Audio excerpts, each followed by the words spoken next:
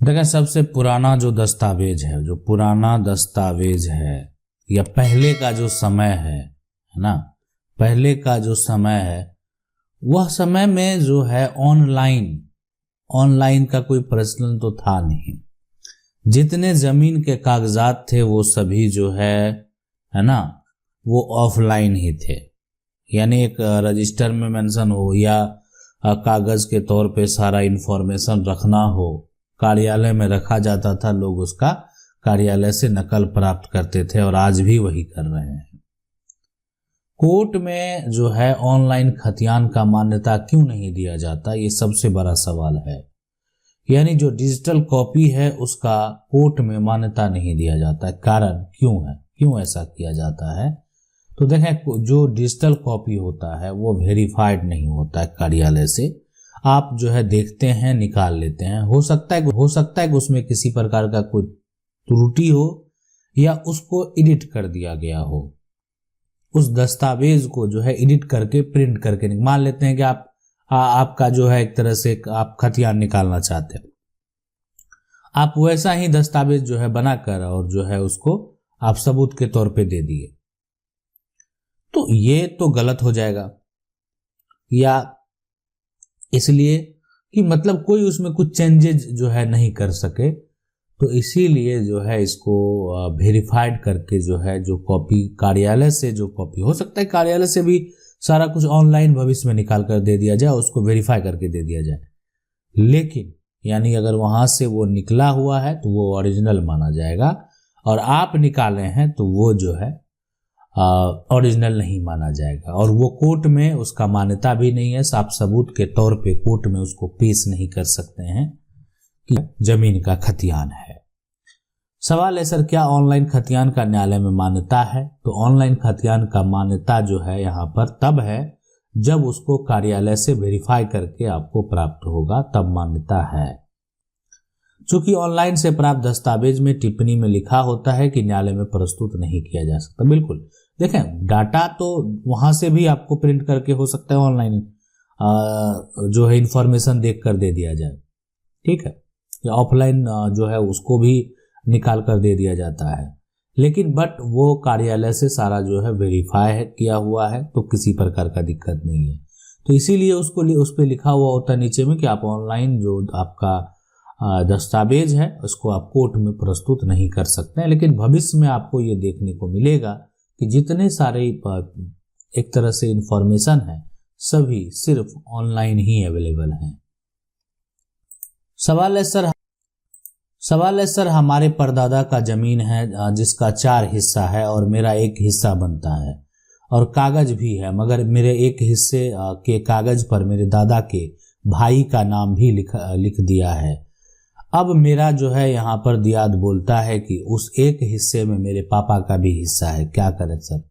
देखें, परदादा का जमीन है, 4 हिस्सा है, हिस्सा जो है वो 4 है, 1 हिस्सा जो है आपका बनता है, और कागज भी है, मगर मेरे 1 हिस्सा के कागज पर मेरे दादा के भाई का नाम भी लिखा है। दादा के जो भाई हैं उनका नाम लिखा हुआ है, तो आपको क्या करना चाहिए? ठीक है, देखें, ये होता है ना कि जो परदादा हैं, ठीक है,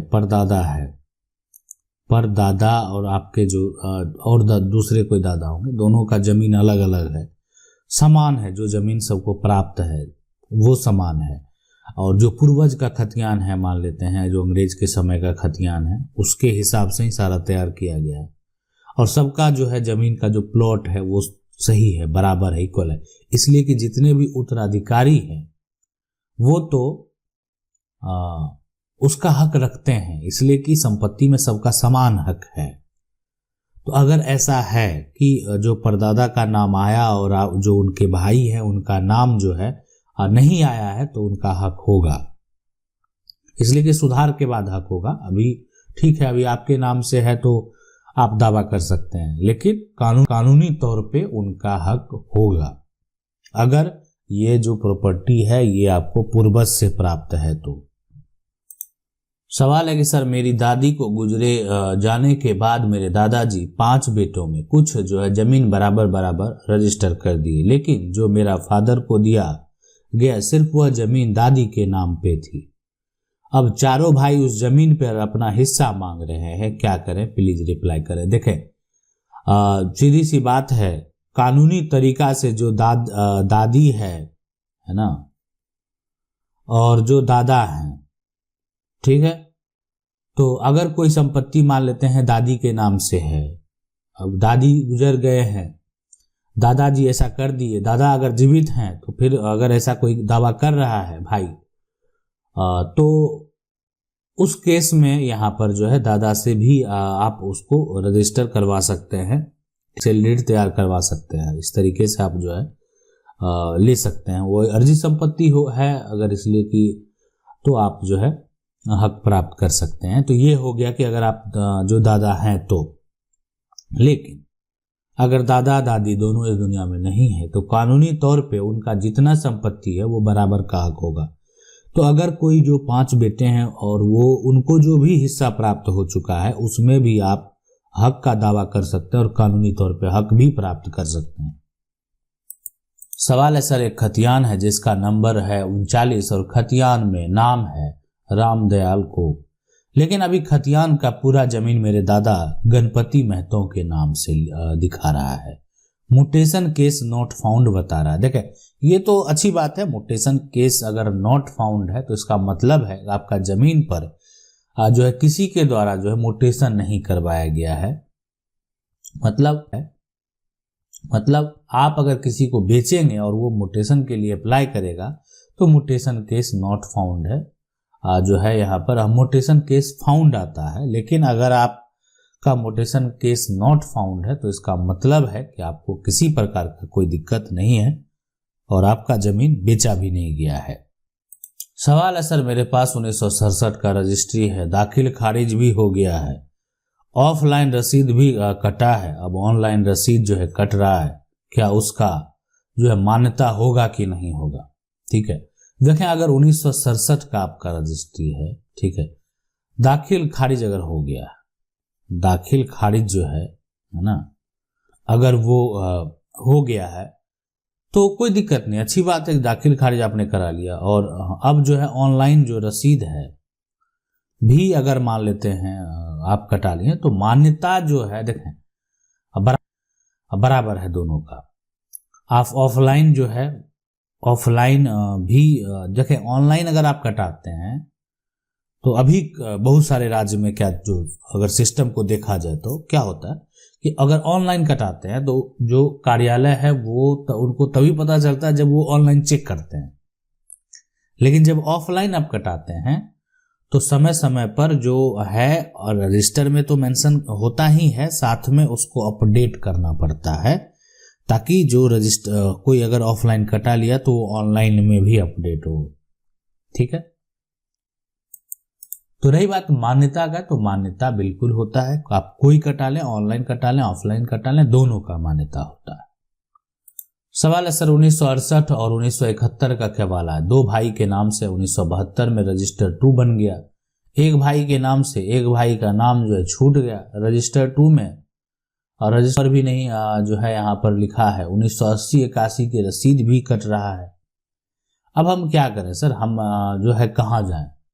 देखें, आपका 1968 अगर 1971 का केवाला 2 भाई के नाम से है, अब 1972 में रजिस्टर 2 जो बना है वो एक भाई के नाम छूट गया, एक भाई का नाम अगर छूट गया है तो आप इसके लिए जिला कलेक्टर के पास, है ना, आप जो है अगर आप बिहार की बात कर रहे हैं तो बिहार में जो एडीएम है, एडीएम को जो है एक तरह से रेवेन्यू एक तरह से डिपार्टमेंट है इनके पास, तो आप इसमें अगर किसी प्रकार का सुधार है तो जो कार्य वहीं से बन के आता है रजिस्टर 2 जो है अंचल कार्यालय में।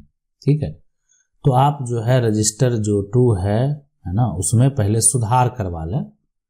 इसीलिए जब मान लेते हैं कि जो 1972 में रजिस्टर 2 में जो है एक भाई के नाम से बना, एक भाई का नाम अगर रजिस्टर 2 में छूट गया मान लेते नहीं, तो उसका सुधार किया जाएगा। तो ये वहां पर आप जो है एक तरह से आवेदन करेंगे, अपना समस्या बताएंगे और सुधार होगा, कोई बड़ा समस्या नहीं है। अगर किसी का छूटा है और उनका होना चाहिए तो वो होगा। सवाल है सर जी, हम यूपी से हैं और हम तालाब की जमीन पर 50 साल से कब्जा कर रहे हैं, केस चल रहा है, क्या करूं? क्या जमीन के बदले जमीन दे सकता हूं कि नहीं? कृपया उचित सलाह दें। देखें, अगर आप जमीन पर कब्जा करके मकान बना लिए हैं, ठीक है, मकान बना लिए हैं, आप उसमें रह रहे हैं, ठीक है, तो आप रह जो रहे हैं, कब से रहे? 50 साल से रह रहे हैं, आज से नहीं रह रहे, 50 साल हो गए इस बात का। तो आप प्रतिकूल कब्जा का दावा कोर्ट में कर सकते हैं, यानी आप भी एक तरह से प्रति एडवर्स पोजीशन का दावा जो है कर सकते हैं। इसीलिए कि आप मकान बनाकर रह रहे हैं और आज से नहीं रह रहे, 50 साल से जो है रह रहे हैं। और सबसे बड़ी बात यह है कि उस बीच में संपत्ति का मालिक जो है अपनी संपत्ति को ढूंढने भी नहीं आया, और यानी इस पे मालिकाना हक तभी आपका प्राप्त होगा जब इस जमीन के अलावा आपके पास कोई जमीन भी ना हो। यानी ये जमीन है और इसी पे आपका मकान है और आपके पास कोई जमीन नहीं है जिस पे आप घर बनाकर रह सकें, तो आपके पक्ष में जरूर फैसला होगा। लेकिन अगर इस संपत्ति का मालिक कोई और है, उसके पास कागजात है, ठोस सबूत है, वो दावा पेश कर रहा है, और आपके पास भी जो है बहुत अन्य जो है प्लॉट हैं जिस पे आप घर बना सकते हैं, तो हो सकता है कि आप जो है इस केस को नहीं भी जीते। अब ये डिपेंड करता है कोर्ट के फैसले के ऊपर आपका पक्ष या उनका पक्ष, जो एक तरह से वादी और प्रतिवादी हैं, किसका पक्ष मजबूत है। आशा करते हैं वीडियो अच्छा लगा होगा। वीडियो को लाइक जरूर कर दें। चैनल को पहली बार देख रहे हैं, सब्सक्राइब करके जो बेल आइकन है उसको जरूर दबा लें। मिलते हैं अगले वीडियो में, तब तक